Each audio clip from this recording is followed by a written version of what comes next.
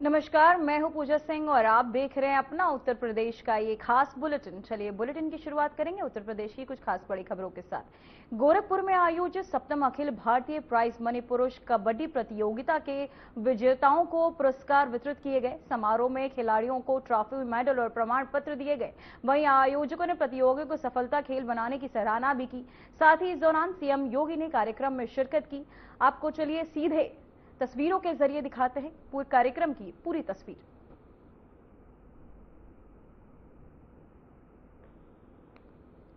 तो वहीं आपको बताते चले, गोरखपुर में आयोजित 7वीं अखिल भारतीय प्राइज मनी पुरुष कबड्डी प्रतियोगिता के विजेताओं को पुरस्कार वितरित किए गए। समारोह में खिलाड़ियों को ट्रॉफी, मेडल और प्रमाण पत्र भी प्रदान किए गए। आयोजकों ने प्रतियोगिता की सफलता और खेल भावना की सराहना की। वहीं कार्यक्रम में सीएम योगी ने शिरकत भी की। इस दौरान कई मुख्य अतिथि मौजूद रहे। साथ ही आपको बताते चले, उत्साह बढ़ाते हुए भी नजर आए। तालियां बजाते हुए खिलाड़ियों का उत्साह बढ़ाते हुए नजर आए सीएम योगी आदित्यनाथ। जहां गोरखपुर में आयोजित 7वीं अखिल भारतीय प्राइज मनी पुरुष कबड्डी प्रतियोगिता के विजेताओं को पुरस्कार वितरित किए गए। समारोह में खिलाड़ियों को ट्रॉफी, मेडल और प्रमाण पत्र भी प्रदान किए गए। वहीं आयोजकों ने प्रतियोगिता की सफलता और खेल भावना की सराहना की। इस दौरान कार्यक्रम में सीएम योगी ने शिरकत की। साथ ही खिलाड़ियों का उत्साह भी बढ़ाते नजर आए सीएम योगी आदित्यनाथ। तो वहीं आपको बताते चले, गोरखपुर में आयोजित 7वीं अखिल भारतीय प्राइज मनी पुरुष कबड्डी प्रतियोगिता, तो वहीं विजेताओं को इस दौरान पुरस्कार वितरित किए गए। साथ ही समारोह में खिलाड़ियों को ट्रॉफी, मेडल और प्रमाण पत्र भी प्रदान किए जा रहे हैं। तो वहीं इस दौरान उत्साह बढ़ाते नजर आए खिलाड़ियों का सीएम योगी आदित्यनाथ।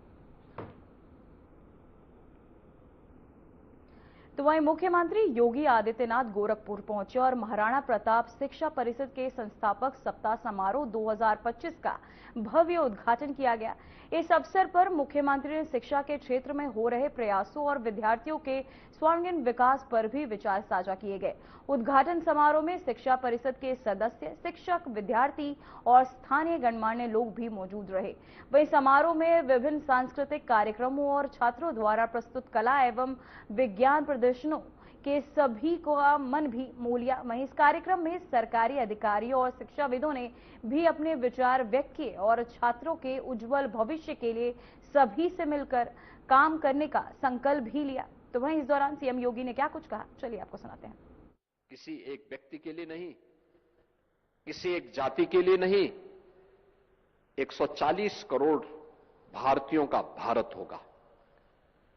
हम सब भारतीयों का भारत होगा। उस भारत के निर्माण के लिए ही, उस भारत के प्रति अपनी संकल्पना को, अपनी भावनाओं को आगे बढ़ाने के लिए ही महाराणा प्रताप शिक्षा परिषद के संस्थापकों ने महाराणा प्रताप शिक्षा परिषद की स्थापना की और उसके साथ जुड़े हुए आज हर एक पक्ष को लेकर के महाराणा प्रताप शिक्षा परिषद कार्य कर रहा है। शिक्षा के अपने विजन को तो आगे बढ़ा ही रहा है। स्वास्थ्य के क्षेत्र में उससे जुड़े हुए सभी पक्षों को लेकर के, क्या एलोपैथ हो, क्या आयुर्वेद हो, क्या नर्सिंग हो, क्या पैरामेडिकल का हो, क्या एग्रीकल्चर का हो,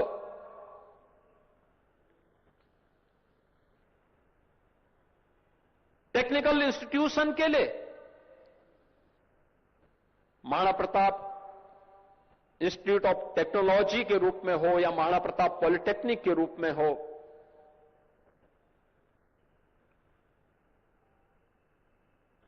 महिलाओं की शिक्षा के लिए या अलग अलग क्षेत्र से जुड़े हुए क्षेत्र में अन्नदाता किसानों के प्रशिक्षण के लिए महायोगी गोरखनाथ कृषि विज्ञान केंद्र हो या फिर अन्य संस्थाएं दूर दराज के क्षेत्रों में निरंतर इस दिशा में कार्य कर रही हैं, एक नए प्रयास को आगे बढ़ाने का कार्य कर रही हैं और अपने संस्थापकों की उन भावनाओं को आगे बढ़ाने की दिशा में प्रत्येक वर्ष हर संस्था के सामने कुछ लक्ष्य दिए जाते हैं हर संस्था के सामने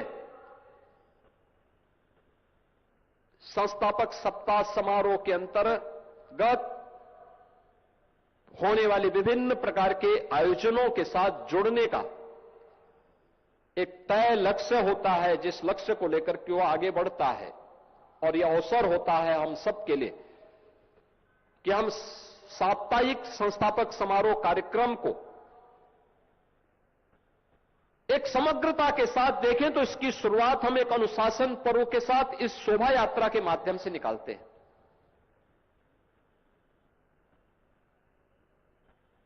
एक सप्ताह का कार्यक्रम हर संस्थान के साथ एक दूसरे को जानने, समझने, सीखने और सिखाने का अवसर होता है। मनुष्य का जीवन जीवन भर जानने और सीखने का होता है, और जानने और सीखने का यह अवसर हम सबको एक नई प्रेरणा प्रदान करता है। चलिए अब आपको सीधे लिए चलते हैं गोरखपुर, जहां आयोजित सप्तम अखिल भारतीय प्राइज मनी पुरुष कार्यक्रम का आयोजन किया गया, जहां सीएम योगी आदित्यनाथ मौजूद। साथ ही वहां पहुंच वो क्या कुछ कह रहे हैं, चलिए आपको सुनाते हैं। यह भाव रहा है और भारतीय मनीषा तो इस बात को मानती रही है कि शरीर माध्यम खलु धर्म साधनम, यानी धर्म के जितने भी साधन हैं उन सब की पूर्ति एक स्वस्थ शरीर से ही संभव है। और स्वस्थ शरीर, एक निरोगी काया तभी प्राप्त हो सकती है जब व्यक्ति शारीरिक फिटनेस पर ध्यान दे। आपने पिछले 11 वर्षों के अंदर बदलते हुए भारत को देखा है। खेल और खेल संस्कृति के प्रति आम भारतीय के मन में प्रधानमंत्री मोदी जी की प्रेरणा से जो भाव पैदा हुए हैं, आज उसे मूर्त रूप लेते हुए देखा है।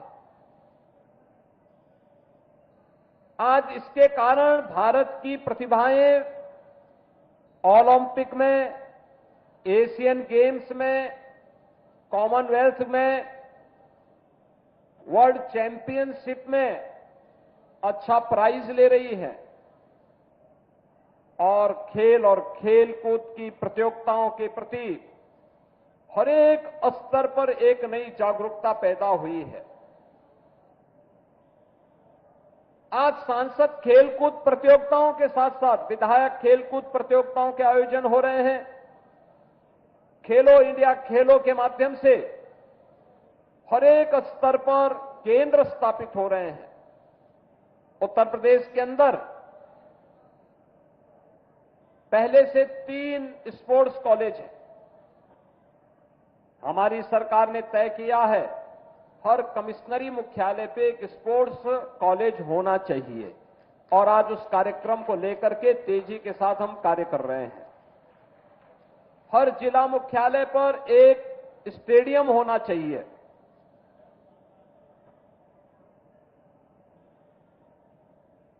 हर ब्लॉक लेवल पर एक मिनी स्टेडियम का निर्माण होना चाहिए, और युद्ध स्तर पर इन कार्यक्रमों के साथ सरकार जुड़ी है। इनको लगातार इन सुविधाओं को बढ़ा रही है।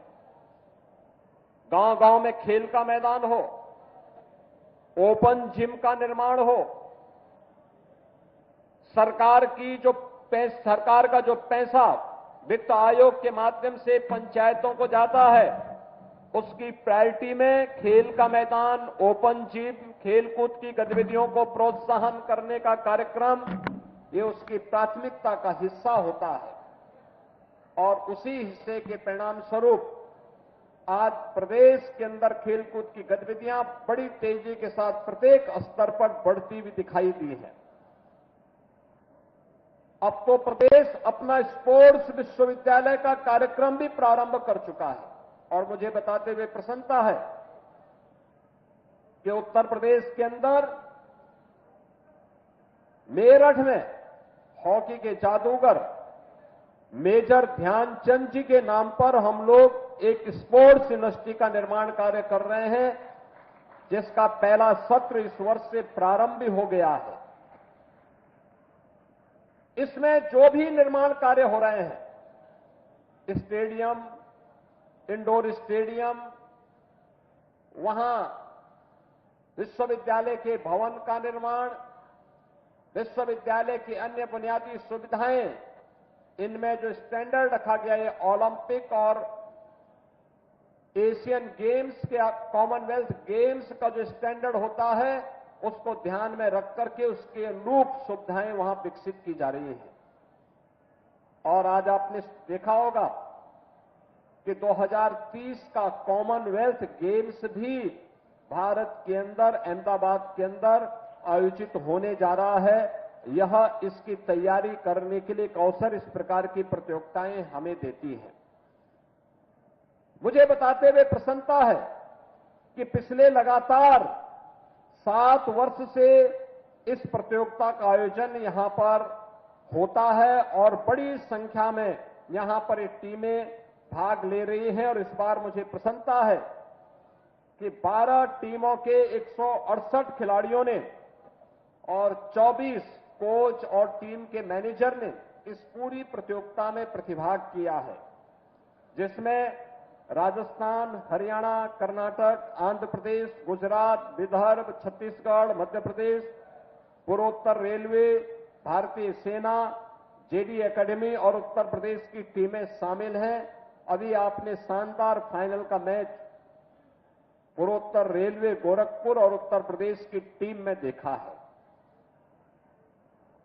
उत्तर प्रदेश की टीम विजयी रही, पूर्वोत्तर रेलवे उप विजेता रही। मैं सबसे पहले दोनों टीमों को बधाई देता हूं और उन्नत प्रदर्शन करने वाले खिलाड़ियों का अभिनंदन करता हूं।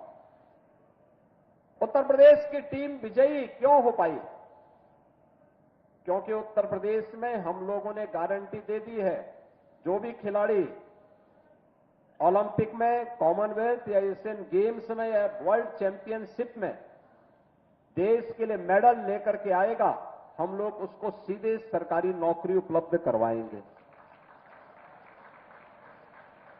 हमने डिप्टी एसपी के पद भी दिए हैं, हमने तहसीलदार के पद भी दिए हैं और अन्य महत्वपूर्ण स्थान हम लोगों ने अलग अलग विभागों में देश के अच्छे खिलाड़ियों को दिए हैं। और अभी हाल ही में आपने देखा होगा, हमारी सरकार ने यह भी निर्णय लिया है कि कोई खिलाड़ी किसी प्रतियोगिता में जाता है तो उस दौरान वह सर्विस का पार्ट माना जाएगा। उसकी छुट्टी नहीं, उसकी सर्विस का पार्ट हो गया, यानी वह अपनी सरकारी ड्यूटी का निर्वहन कर रहा है जब वो देश के लिए खेल रहा है।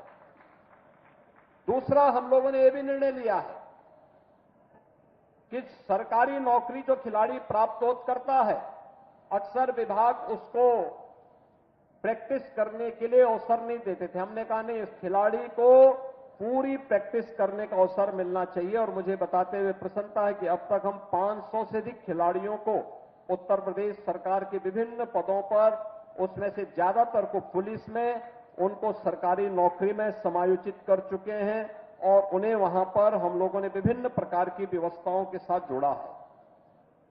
खिलाड़ियों के लिए अच्छे प्रोत्साहन के कार्यक्रम भी प्रदेश के अंदर आज चल रहे हैं।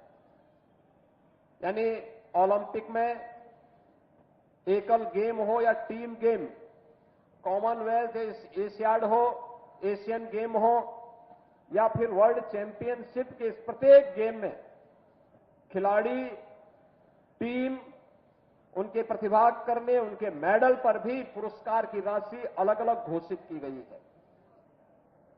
ये सभी आयोजन खेलकूद की गतिविधियों के प्रति सामान्य नागरिक को जागरूक करने की दिशा में सरकार के द्वारा किए जाने वाले प्रयास का हिस्सा है। और आज उसी का परिणाम है जब ये प्रतियोगिताएं आगे बढ़ेंगी। और मुझे बताते हुए प्रसन्नता है, आपने क्रिकेट लीग के बारे में तो सुना होगा, अब तो कबड्डी लीग भी हो रहे हैं और इतने लोकप्रिय हो रहे हैं, बहुत लोकप्रिय। इसमें देखा गया कि इतना लोकप्रिय खेलों में से लोगों ने कबड्डी को माना है और वो सचमुच एक अभिनंदनीय प्रयास है। पूरी टीम खेलती है, खेलकूद के कार्यक्रम के साथ जुड़ती है, क्योंकि कबड्डी अपने आप में एक ऐसा खेल है जिसमें हर खिलाड़ी के प्रति आप देखते होंगे कि उनकी हर रेड, हर टैकल और हर बोनस पॉइंट केवल एक खेल नहीं होता है, बल्कि नए भारत की ऊर्जा का वह प्रतीक होता है। यानी हमारी ऊर्जा का, उस खिलाड़ी की ऊर्जा का मतलब देश की जिस टीम का प्रतिनिधित्व कर रहा होता है, उस टीम का, उसकी ऊर्जा का प्रतीक होता है। हर खेल हमारे युवाओं की स्फूर्ति, उनके अटेंशन को और उसके त्वरित निर्णय लेने की क्षमता और उसके आत्मविश्वास को भी विकसित करती है। खेल सिखाता है कि सफलता सामूहिक प्रयास से मिलती है। खिलाड़ियों में सहयोग, अनुशासन और जिम्मेदारी का भाव स्वाभाविक रूप से विकसित होता है और इसी के लिए आदरणीय प्रधानमंत्री जी ने देश के हर नौजवान से अपेक्षा की वह किसी न किसी खेल के साथ जुड़े, किसी न किसी खेल के साथ जुड़े, क्योंकि खेलोगे तो खिलोगे, अपने लिए भी, समाज के लिए भी और देश के लिए भी। मैं एक बार फिर से अभी इस प्रतिष्ठित प्रतियोगिता में फाइनल मैच जीतने वाली टीम को बधाई देता हूं। उप विजेता टीम को भी मैं हृदय से उनका अभिनंदन करता हूं। खेल का अच्छा प्रदर्शन उन्होंने किया, लेकिन और अच्छे प्रयास के साथ हम आगे बढ़ेंगे तो बेहतर परिणाम आएंगे। आप सभी को मैं एक बार फिर से बधाई देते हुए पूज्य महंत वैद्यनाथ जी महाराज की स्मृति को नमन करते हुए आप सभी के प्रति अपनी शुभकामनाएं देता हूं। धन्यवाद। जय हिंद। तो वहीं डिप्टी सीएम ब्रजेश पाठक मथुरा दौरे पर रहे, जहां मतदाता जागरूक अभियान के तहत उन्होंने वृंदावन इलाके में बूथों का दौरा किया और बूथ उपाध्यक्षों के पार्टी कार्यकर्ताओं के साथ मतदाताओं को जागरूक करने पर चर्चा भी की गई। वहीं डिप्टी सीएम ने मीडिया से बात करते हुए कहा कि सभी बूथ अध्यक्षों और पार्टी कार्यकर्ताओं को गणना पत्र तुरंत भरकर जमा करने के निर्देश भी दिए गए। उन्होंने स्पष्ट किया कि इस कार्य में कोई कोताही बर्दाश्त नहीं की जाएगी।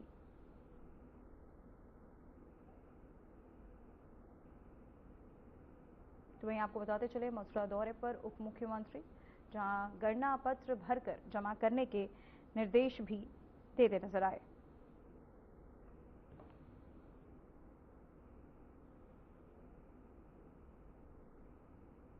तो वहीं एटा में विश्व दिव्यांगता दिवस पर अदस्य जज्बे को अनोखी मिसाल सामने आई है, जहां यहां के दिव्यांग बीएलओ ब्रजेश कुमार ने निर्धारित समय सीमा से पहले अपने पूरे बूथ में 100% एसआईआर फॉर्म अपडेट कर रिकॉर्ड बना दिया। हाथ से दिव्यांग होने के बावजूद ब्रजेश ने घर घर जाकर मतदाताओं से संपर्क किया और हर फॉर्म को पूरा करने के लिए लगातार काम किया।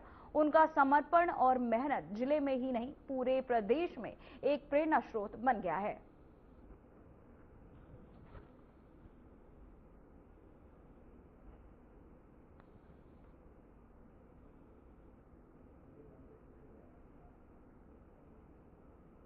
तो वहीं खबर महाराजगंज से है, जहां नेपाल भारत सीमा बेलिया और सोनौली कई पर सुरक्षा जांच के दौरान बड़ी कार्रवाई हुई। नेपाल पुलिस ने भारतीय नंबर की कार से 34 खाली कारतूस बरामद किए। जांच के दौरान कार भारत से नेपाल की ओर जा रही थी, लेकिन चालक ने पास कस्टम पेपर नहीं होने के कारण वाहन रोक दिया गया। तलाशी में कारतूस मिलने के बाद युवक को गिरफ्तार किया गया। वहीं पुलिस ने आरोपी की पहचान उत्तर प्रदेश के बस्ती जिले का निवासी बताया। पूछताछ में आरोपी ने खुद को पैरामिलिट्री का जवान बताया। वहीं आरोपी को अग्रिम कार्यवाही के लिए जिला पुलिस कार्यालय भेज दिया गया है।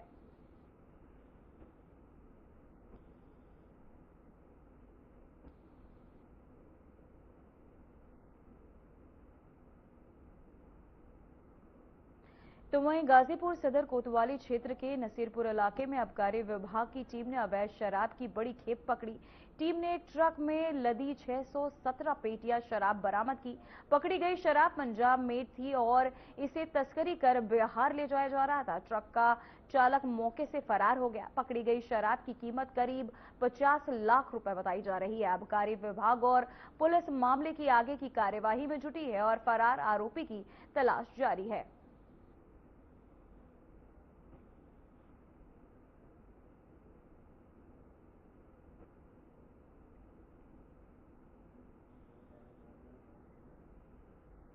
कल रात में चेकिंग हो रही थी, जो विशेष प्रवर्तन अभियान चलाया जा रहा है हमारा माननीय अपर मुख्य सचिव आबकारी विभाग और आबकारी आयुक्त महोदय के आदेशानुसार, जिलाधिकारी महोदय और पुलिस अधीक्षक महोदय के निर्देशन में। तो कल से एक ज्वाइंट चेकिंग चल रही थी, तो एक ट्रक ये जा रहा था, तो उसको रोकने का जब इशारा किए तो ये नसीरपुर बेलवा वाली रोड पे मुड़ करके रोक करके भाग गया बड़ी तेजी से। युवक अभी रोक करके आ रहा होगा ये, तो जब भाग गया तो युवक क्यों भगा, तो फिर देखा गया खोल करके उसमें तो शराब की ये पेटियां मिली। और उसमें भी इनका मॉडस ऑपरेंडी बड़ा अजीब था। जैसे अजीब क्या था, इनका बड़ा सेफ पैसेज था कह लीजिए उसको, या वे था। बॉडी के बगल में इन्होंने एक दीवार क्रिएट की, खोखली या एक लकड़ी का प्लेट लगा करके, और उसमें भी चिप्स के 2x2 के गत्ते बना करके, उसमें भी जो कि इतने मोटे रहे होंगे, उसमें चिप्स को ऐसे रोल करके भर दिया गया। फिर उनको उस प्लेटफॉर्म में जो जगह थी, स्पेस में भर दिया गया। फिर वो जैव उर्वरक की जो इनकी इनवाइस थी, वो बोरियां रखी हुई थी, उन बोरियों को रख दिया गया। ऐसे पूरी बोरियां और चिप्स के पैकेट रख गए, इधर से भी रख गए, उसके बाद बीच में शराब रख दी गई। तो वही खबर औरैया से है, जहां एनआईए की बड़ी कार्यवाही की है। बता दें कि आधी रात से औरैया में पेट्रोल पंप और नैना इलेक्ट्रॉनिक के संचालक कमल वर्मा ने आवास सहित उनके सभी प्रतिष्ठानों पर छापेमारी जारी है। एनआईए की टीमें संयुक्त रूप से जांच कर रही हैं और प्रतिष्ठानों के अंदर दस्तावेज और डिजिटल रिकॉर्ड खंगाले जा रहे हैं। शहर में भारी संख्या में पुलिस बल तैनात है और सुरक्षा कड़ी रखी गई है। अधिकारियों ने अभी तक कोई आधिकारिक पुष्टि नहीं की है, लेकिन स्थानीय सूत्रों के अनुसार मामला असला तस्करी से जुड़ा होने के आसार दिखा रहा है।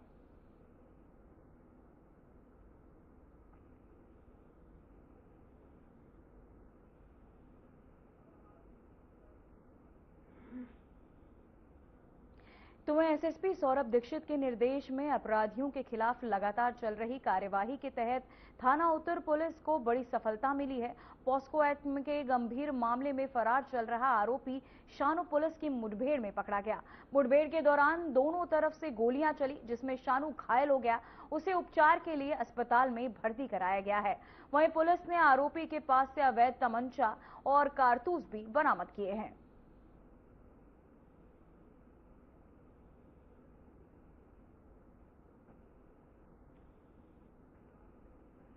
देखिए, सानू, पिता का नाम रईस, ये रामगढ़ थाना क्षेत्र का रहने वाला है। इसके विरुद्ध थाना उत्तर पे पॉस्को सहित उचित धाराओं में अभियोग पंजीकृत हुआ था। उत्तर पुलिस लगातार इसकी तलाश कर रही थी। ये घर से फरार था। संभावित स्थलों पे जगह जगह दबिश दी जा रही थी। आज सूचना ये मिली कि एक नंगला पान सहाय के जंगलों में छुपे छुपाए घूम रहा है। इस सूचना पे उत्तर पुलिस ने यहाँ दबिश दी है। पुलिस को देखते ही इसने पुलिस के ऊपर फायरिंग कर दी है। आत्मरक्षार्थ में पुलिस ने भी फायरिंग की है, जिससे इसके पैर में गोली लगी है। तत्काल इसको इलाज हेतु ट्रामा सेंटर में भेजा गया है, जहां पुलिस अवरक्षा में इसका इलाज चल रहा है। इसके पास से जो बरामदगी हुई है, एक अवैध तमंचा 315 बोर, एक खोखा, एक जिंदा कारतूस बरामद हुआ है। फिलहाल पुलिस अवरक्षा में इसका हम लोग इलाज करवा रहे हैं। इसमें आगे की जो भी आवश्यक वैधानिक कार्रवाई हम लोग करेंगे।